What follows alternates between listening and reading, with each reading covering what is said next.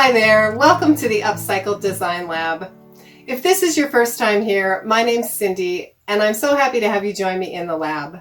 The holidays are closer than you think, and if you've got a plant lover or a gardener in your life, I've got some fun handmade ideas that you probably haven't seen before, and best of all, you can make them with recycled and repurposed materials. I'm going to be going through all of these ideas pretty quickly, but I did want to let you know that there are all kinds of resources in the description box. Most of these projects will have full tutorials, some of them have additional information, and you can find all of those links in the description. The first idea is to make some handmade garden markers, and I've made several different kinds. There are tons of them. You can make them out of all different materials, but one of my favorite materials to work with is aluminum beer and soda cans. And one of the reasons I enjoy working with the aluminum is because you can do some embossing on it, and it's a very inexpensive tool. I got this one at the Dollar Tree. You can buy sets that have bigger tips to them. I haven't even used these yet, but you can see that there are all different sizes. But it's just a very fun and simple craft. If you've never tried embossing on metal, the embossing on the aluminum is very inexpensive, and you can make many things, including garden markers. These particular garden markers are using the garden stakes that I purchased. I think I got them at Home Depot or Ace Hardware, and they're a little bit expensive, but you could also do the exact same type of garden marker and just use some E6000 glue and a wire hanger glued to the back like I did on this other type of garden marker that I made. My second idea is to make these cute little plant charms, and each one of them has their own individual tutorial, so you can find those in the description. There's a caterpillar, a ladybug, an ant, a bumblebee, and the dragonfly. If you've seen some of my other videos, you know that I am sort of addicted to making the beads out of the aluminum cans. So all of these plant creatures are made using the aluminum can beads, and in the case of the ladybug, you need a couple of bottle caps. But I've just really had fun making these little creatures, and I think they make a cute and fun addition to a potted plant. Idea number 3 is to make a small terrarium or planter using a repurposed container. You can use jars, or I'm not even sure what this is. We used to keep spaghetti in it. And then we used to have several of these bowls, but they got broken, and so I decided just to use the last one to make a small little planter.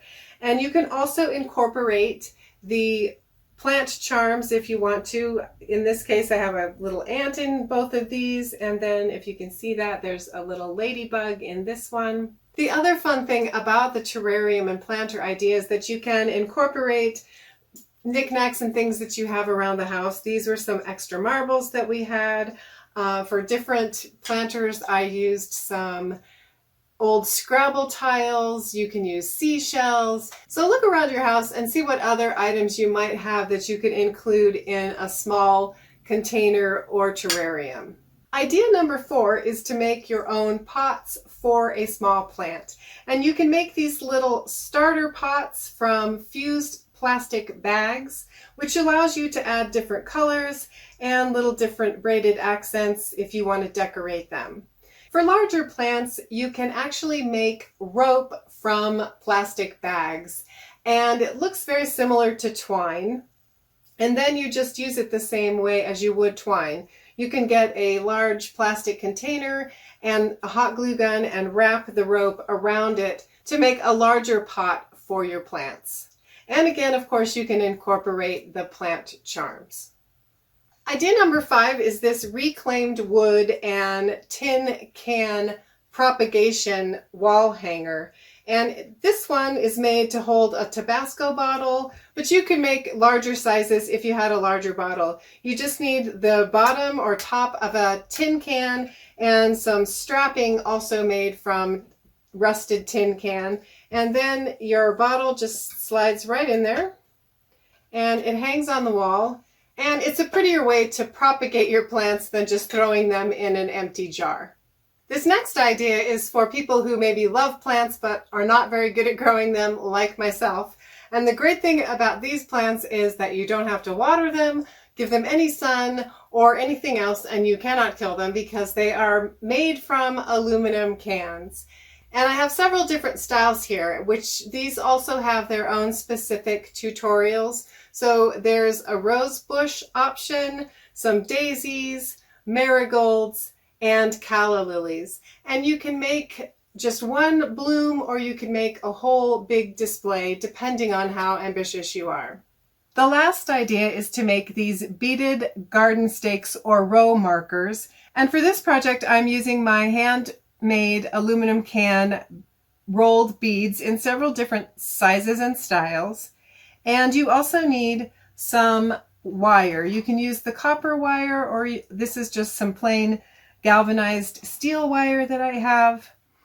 You want a pretty heavy gauge. This is 16 gauge, and it is pliable, but it also is fairly stiff. So you can work with it, but it will hold its shape. So I've cut a piece and straightened it out a little bit. This one is a little over 18 inches. And the first thing I want to do is take my round-tipped jewelry pliers and make this coil shape at the top. Since this is a heavy gauge wire, I'm going to start at the bottom or the widest point of my round-tipped pliers. And I'm just going to make a very loose coil, wrapping it 2 to 3 times, however many times you want to go around. And it's pretty stiff, but you are able to bend it pretty easily. And once you get your first coil made, you may want to just switch to coiling it with your hands, whatever is easier to make the coiled shape the way you want it to look. And once you're happy with the coil at the top, you can go ahead and thread your beads on in any order that you want to. You can see that I've added the alcohol ink to color these beads. And then once you've got all the beads threaded on, you can go ahead and make some bends in the wire. You can keep the beads as tight as you want to. You can let there be a little bit of gap between them so they move around some. You just want to make sure that you're making kinks in the bottom so that the beads won't come off. So you want to make sure you have a 90-degree angle at least to hold that last bead on. But other than that, you can kind of just bend the wire in any shape that you want to make your beaded garden stake. That's it for today's video. Once again, you can find all of the detailed tutorials for these projects linked in the description box. And if you enjoyed today's content, be sure to click the like button.